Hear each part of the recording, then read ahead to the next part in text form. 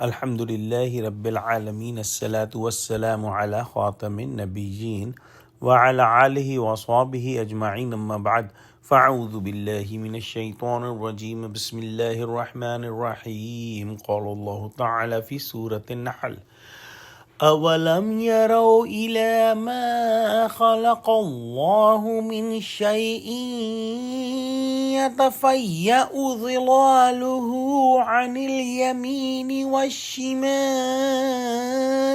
سجدا لله وهم داخرون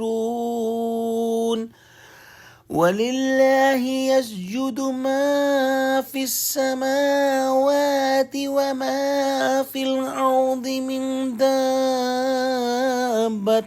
وَالْمَلَائِكَةُ وَهُمْ لَا يَسْتَكْبِرُونَ يَخَافُونَ رَبَّهُم مِّن فَوْقِهِمْ وَيَفْعَلُونَ مَا يُؤْمَرُونَ۔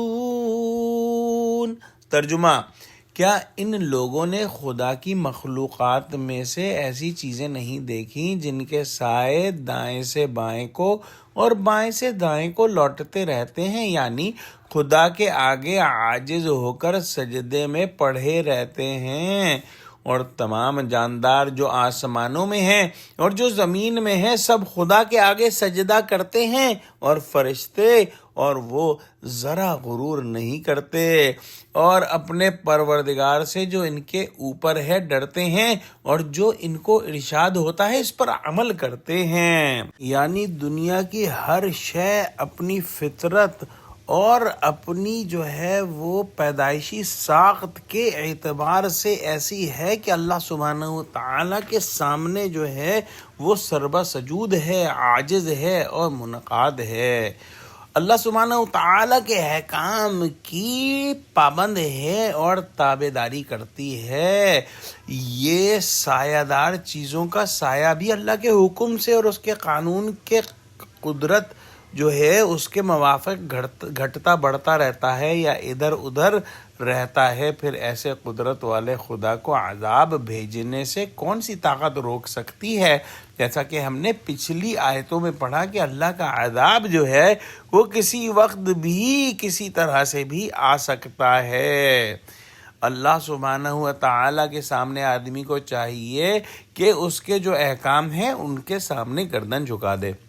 حضرت شاہ صاحب لکھتے ہیں ہر چیز ٹھیک دوپہر میں کھڑی ہے، اس کا سایہ بھی کھڑا ہے۔ جب ذرا دن ڈھلا سایہ جھکا، پھر جھکتے جھکتے شام تک زمین پر گر پڑا، جیسے نماز میں کھڑے تھے، پھر رکوع کیا، پھر رکوع سے سجدہ، اسی طرح ہر چیز آپ کھڑی ہے اپنے سائے سے نماز ادا کرتی ہے۔ کسی جگہ جو ہے سایہ دائیں سے بائیں موو کر رہا ہے، کسی جگہ جو ہے کسی موسم میں بائیں سے دائیں موو کر رہا ہے۔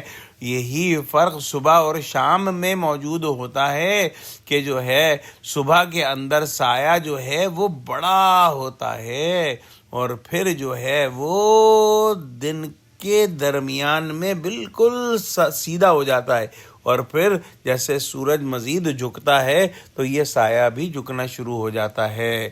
پہلے کھڑی چیزوں کا جو سایہ دار ہو سجدہ بیان ہوا تھا، اس کے بعد عام جانداروں بالخصوص فرشتوں کا سجدہ بیان ہوا، اور متنبع فرمایا کہ ایسی مقرب اور معظم ہستیاں بھی اللہ سبحانہ وتعالیٰ کے سامنے سربہ سجود ہیں۔ کوئی شیخی یا غرور ان میں نہیں ہے جو اپنے مالک کے سامنے سر جھکانے سے رکے۔ حضرت شاہ صاحب لکھتے ہیں مغرور لوگوں کو سر رکھنا زمین پر مشکل ہوتا ہے، یہ نہیں جانتے کہ بندے کی بڑائی اسی میں ہے کہ اللہ سبحانہ وتعالیٰ کے آگے سربہ سجود ہوا جائے۔ فرشتے باوجود اس قدر قرب اور وجاہت کے اپنے رب کے جلال سے ڈرتے رہتے ہیں اور جو حکم پاتے ہیں فوراً بجا لاتے ہیں۔ موضوع قرآن میں ہے کہ ہر بندے کے دل میں ہے کہ میرے اوپر اللہ ہے، اپنے آپ کو نیچے سمجھتا ہے۔ یہ سجدہ فرشتوں کا بھی ہے اور باقی سب کا بھی ہے، گویا سب اللہ کے سامنے مطیع و فرما بردار ہیں، بس ایک انسان ہے جس نے ٹھان لی ہے کہ وہ اپنی چلے گا اور اللہ کی بنائی ہوئی فطرت کی بغاوت کرے گا۔ دعا کرتے ہیں اللہ سبحانہ وتعالیٰ ہم کو قرآن کا فہم عطا فرما، آمین۔ وآخر دعوانا الحمد للہ رب العالمین۔ السلام علیکم و رحمۃ اللہ وبرکاتہ۔